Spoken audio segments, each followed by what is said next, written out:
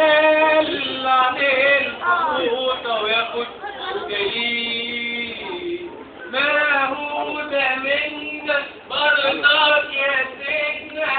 بس ده منزول شغل أوروبا أما يوصل والكده ويكتب وعليك بحديث المنزول ودي ميت وعديش ميت أو يوم ميت وعديش ميت وطلق وطلية أحسن من موسى فرنجية الله عليك وعلم أبوك يا أبطحنا بيه يا راجل الحلاوة دي عارف ايه مثلا؟ قول يا أبطحنا أمرك التعبدية أوامرك كلها مجابة ومطاعة والله ايه الأخبار؟ كله لسه وكله تمام استنى كده ان شاء الله يلا ايه والله يا استاذ عبد البديع مش بقول لك هتبقى زي الفل يا ريت هو حد يطلع يا ريت كل القريه وكل القصر مع مصنع ايه بقى مصنع والسلامه العبديه مصنع اللي مش بتوقفه دول رد على سؤالي مصنع عارف يعني لا يا استاذ عبد البديع مصنع مناديل نتيجة يعني ايه والله العظيم نتيجة دي انا فاكر كنت عبالية من التسليج والله فاكر يا استاذ عبالية من المغازة ده مصر المناديل ولا لا واحد وبعدين ما لنا عمال الزراعة والفلاحة وبعدين ما تتفرع الناس وجايبين له مكة في البار جايبين له مكة في الدنيا مين بره حلالي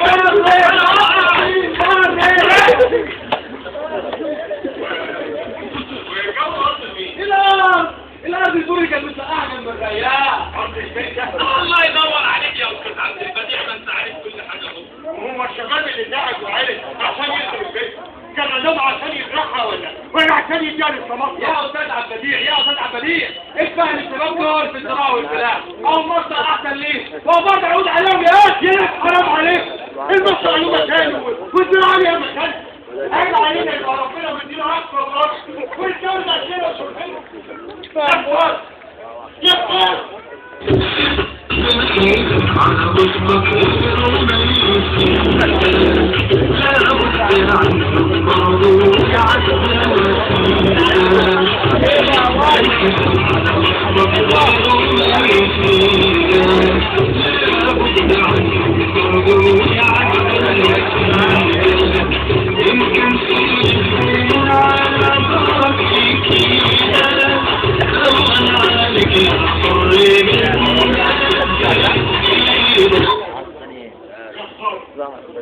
يا فار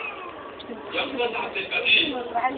يعني هي الارض لقيت اللي باع واقف لا يا استاذ عبد البديع ما هي احلى لها سنين جنب الرياح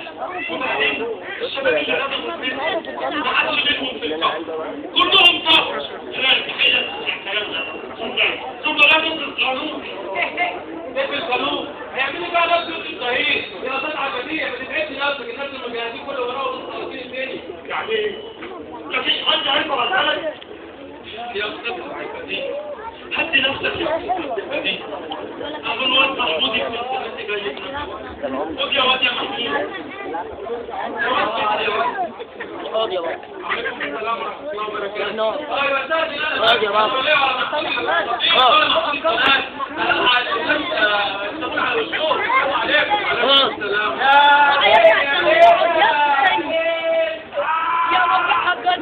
ما شاء الله هو ده مخصوص للبنات ما شاء الله كده ايوه يا استاذ عبد البديع وبعدين الشباب اللي باكين الشباب اللي رسموا فيه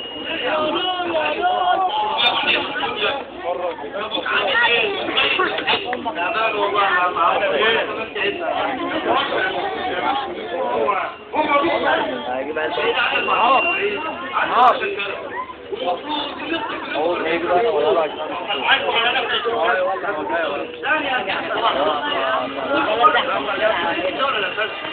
وكل يوم في الجرانين حسبي الله ونعم الوكيل لا حول ولا قوة إلا بالله ربنا يقولك يا أنا عارف الظروف اللي أنت فيها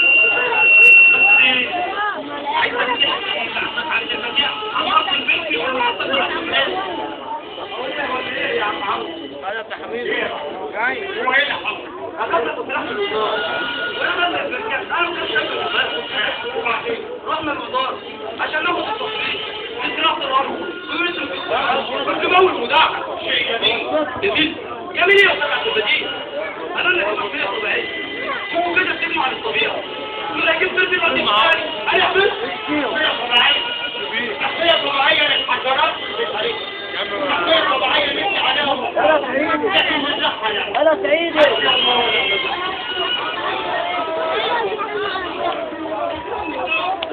راجع راجع يا عم الحبونا يا عالم يا عم الحبونا يا ولد